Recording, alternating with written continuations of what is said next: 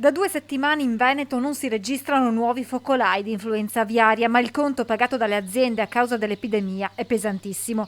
Più di 270 allevamenti avicoli coinvolti negli oltre 300 focolai scoppiati tra Veneto e Lombardia, abbattuti milioni di capi.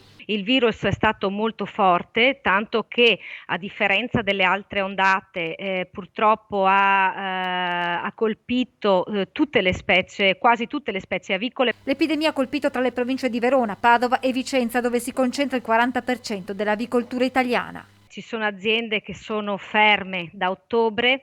Al momento si sta pensando a una ripartenza, stiamo ripartendo dalle zone a bassa densità, quindi zona di Rovigo, le cosiddette zone verdi. Ancora troppo presto per una stima del danno economico ingentissimo, con le aziende che ora denunciano problemi di liquidità.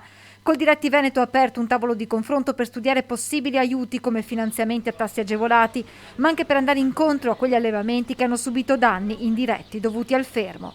Questi aiuti purtroppo non saranno immediati, come avevo anticipato prima, purtroppo nel 2017 questi aiuti sono arrivati dopo 3 anni. Purtroppo dopo 3 anni alcune aziende avevano già chiuso i battenti perché non ce l'hanno fatta. A questo va ora ad aggiungersi anche il caro bollette, oltre il 50% l'aumento per l'energia elettrica, quasi triplicato il costo del metano per il riscaldamento dei capannoni. In attesa di un intervento del governo, le aziende mettono in campo soluzioni tampone. Tanti si stanno praticamente mettendo insieme per fare dei gruppi d'acquisto in modo da spuntare un po' il prezzo, però più di questo non riusciamo a fare.